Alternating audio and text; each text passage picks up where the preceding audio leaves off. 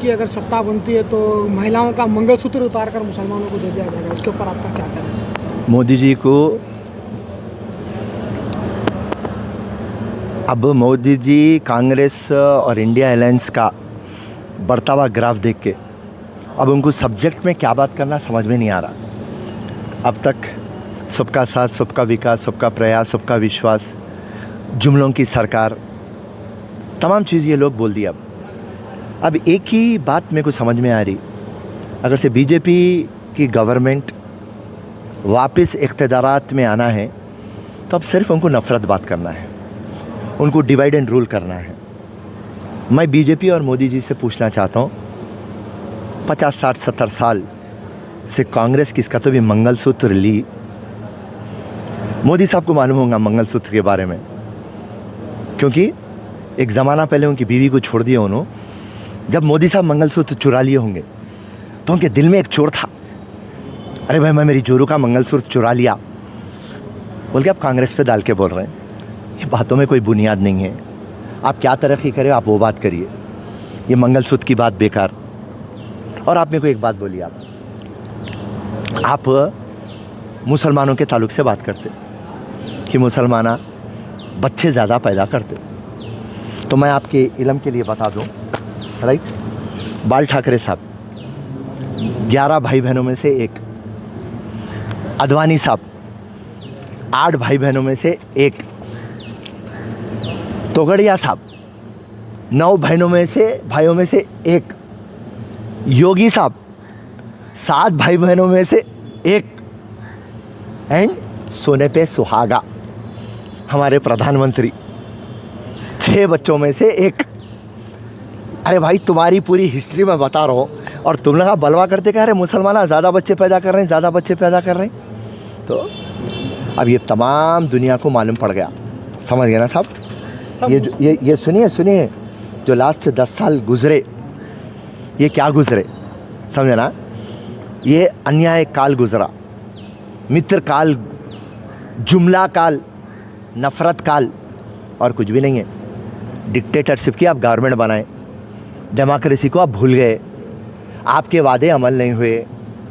आपको जैसा मालूम पड़ा कि 2 फेज़ों के अंदर कांग्रेस और इंडिया अलायंस को ज़्यादा वोट डल गए, आप आपकी बॉलिंग स्टाइल चेंज कर दिए, आप गुगलियाँ डालना स्टार्ट कर दिए।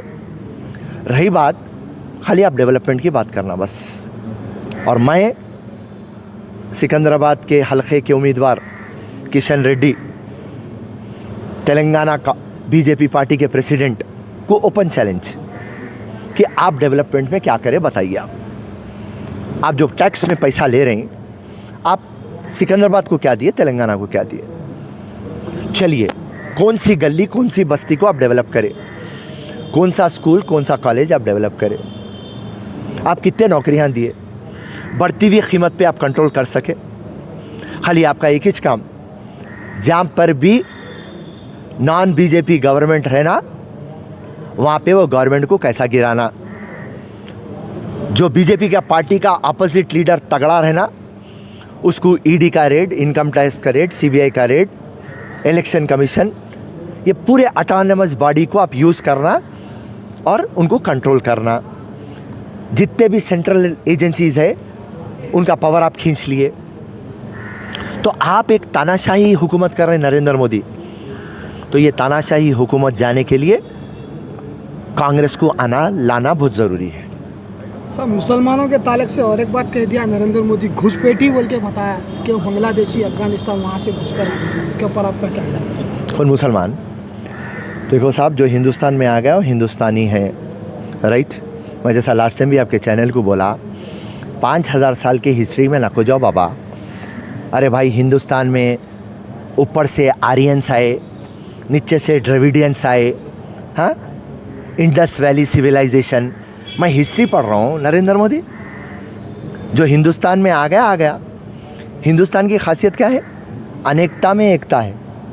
और हम कभी भी क्या बोलते थे, अगर से अमेरिका सूरज है, रशिया चांद है, England, Australia, France, Germany star है, तो हिंदुस्तान एक रेनबो है। हिंदुस्तान की जो एन है, कॉन्स्टिट्यूशन है, उसकी बुनियाद क्या है? That we are sovereign social secular democratic republic. इसका मतलब क्या है? हम एक है। यहाँ मज़हब को, रीजन को नहीं देखा जाता, भाषा को नहीं देखा जाता, लंबा है, काला है, मोटा है, गिड्ढा है, फ़कीर है, गरीब है, हिंदुस्तान में नहीं देखते। हिंदुस्तान में एक है। तो तुम ये तमाम चीज़ हम भूल के, हाँ, मुसलमान यहाँ से आया, ये तमाम बातों में दम नहीं है। खाली आप डेवलपमेंट के बारे में बात करिए। आप हिंदुस्तान को 10 साल में आप क्या दिए? सब बीआरएस के प्रेसिडेंट का कहना है कि हुकूमत गिरा देते बोल के बात कर रहे थे कॉन्फ्रेंस से, उसके ऊपर आपका क्या कहना है? अरे बीआरएस को अब मैं एक ही बात बोल रहा हूँ, बाय डिफ़ॉल्ट उन्हें एक एमपी जीतते, वरना उनका वजूद ख़त्म हो जाता। और जितने भी बीआरएस के एमएलएज़ है, दीवार पे बैठे हुए बंदरों के वैसा, और वो बंदरा कूदना चाह रहे हैं कांग्रेस में। तो अब केसीआर और केटीआर को बोलने के लिए कुछ भी नहीं बचा। अगर से उन्हें ये बात नहीं बोले तो उनके पूरे एमएलएज़ चले जाते। अगर से उनके एमएलएज़ टिके हुए रहना है तो साइकोलॉजिकल गेम खेलना है, डाइवर्शन टैक्टिक्स करना है, सब्जेक्ट से हट के बात करना है, तो उनकी मजबूरी के लिए वो लोग कर रहे हैं। उसमें कोई बात में दम नहीं है। कांग्रेस की हुकूमत डे बाय डे मजबूत होते जाएंगी और स्ट्रांग होते जाएंगी। साहब 17 लोकसभा में कितने सीटें जीतने की उम्मीद है आप कांग्रेस पार्टी? आप लिख लीजिए, प्लस लेवल 11 के ऊपर जीतते। जैसे कि साहब रेवन्यू रेड्डी साहब जब से सीएम के अहदे पे बैठे हैं, बीजेपी वाले जब वो टारगेट करना चाह रहे हैं कि जैसे संबंध भी परसों गांधी भवन को भेजे थे, उसके पीछे 15 लोग अभी इसमें शामिल है, तो उसके बारे में क्या बोलें? देखिए साहब, अभी मैं क्या बोला, कितने सीटें जीतने की उम्मीद है आप कांग्रेस पार्टी? आप लिख लीजिए, प्लस लेवल 11 के ऊपर जीतते। जैसे कि साहब रेवन्यू रेड्डी साहब जब से सीएम के अहदे पे बैठे हैं, बीजेपी वाले जब वो टारगेट करना चाह रहे हैं कि जैसे संबंध भी परसों गांधी भवन को भेजे थे, उसके पीछे 15 लोग अभी इसमें शामिल है, तो उसके बारे में क्या बोलें? देखिए साहब, अभी मैं क्या बोला, नॉन बीजेपी गवर्नमेंट जहाँ भी है उनके सेंट्रल एजेंसीज आ जाते। दिल्ली में पूरा कमांड कंट्रोल अरविंद केजरीवाल की सरकार है, मगर अरविंद केजरीवाल अंदर है। और होम डिपार्टमेंट किसके हाथ में है? बीजेपी, अमित शाह। सो रेवंत रेड्डी एक आग है, आग को तो लाना है। तो इसके लिए ये तो बात तो हम पहले दिन से बोलते थे। जब भी कोई भी इनके ख़िलाफ़ तगड़ी तरीक़े से बातचीत करता, वहाँ पे रेड होता, नोटिस आता, समन आता, अरेस्ट होता। ये तो ओपन सीक्रेट हो गया। अब डेमोक्रेसी तो कहाँ रही? तानाशाही रही। राजा के बारे में नहीं बोलना, राजा के घर के बारे में नहीं बोलना, सारी दुनिया के बारे में बकवा कर ले तू बचावा रहता।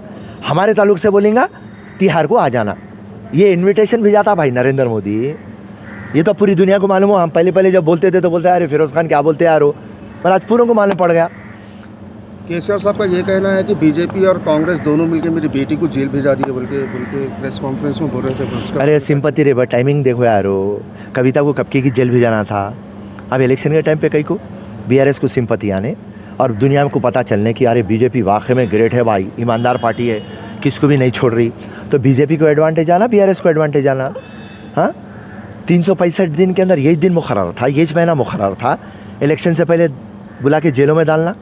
ये बीजेपी का एक ड्रामा है रे भाई, और कुछ भी नहीं है, पॉलिटिकल स्टंट है। साहब एक लास्ट क्वेश्चन है, अवाम का कहना है कि फिरोज़ खान रात देख रहा ना दिन देख रहा, सिकंदराबाद की सीट को टफ के मुकाबले में जो है सो वो निकल जा रहा, धूप इतनी चिड़चिड़ाती धूप में निकल जा रहा, रात में निकल जा रहा। इसके ऊपर अवाम को क्या मैसेज देंगे? देखिए एक ही बात है, सिकंदराबाद के अंदर 5,80,000 मुसलमान और क्रिश्चियन है, और मैं पूरे मुसलमान और क्रिश्चियनों को यहाँ से बोल रहा हूँ, अगर से आप लोग दिल पे ले लेंगे और ये कड़ी धूप को बाजुक रखते हुए आप एक बदलाव लाना चाह रहे हैं, आप निकल जाएंगे, तो मेरे खून से लिख दूंगा सिकंदराबाद के अंदर कांग्रेस पार्टी आएंगी। और सिकंदराबाद की कांग्रेस पार्टी आना उतना इम्पॉर्टेंट नहीं है। ये जो आपका वोट है वो कांग्रेस को जाएगा और इंडिया अलायंस को जाएगा। एक जो तानेशाह है उसको निकालने का है। सो मेहरबानी करके जिस दिन सिकंदराबाद के मुसलमान और क्रिश्चियन और दलित डिसाइड कर लेंगे, और दलितों को मैं एक बात बोल रहा हूँ, बीजेपी कभी भी दलितों का अच्छा नहीं चाहिए। जो भी दलितों के लिए रिजर्वेशन लाई वो कांग्रेस पार्टी लाई, सब प्लान लाई वो कांग्रेस पार्टी लाई, और जितने भी लोन फैसिलिटी करी वो कांग्रेस पार्टी करी। तो ये 3 जने अगर से इकट्ठा हो गए तो फिर कांग्रेस का जीतना दीवारों पर लिखा हुआ है। मगर ये लोग अगर से आगे पीछे होंगे और वोट डालने नहीं आएंगे तो वहाँ पे मुश्किल आ जाएंगी। जय हिंद, जय कांग्रेस, धन्यवाद।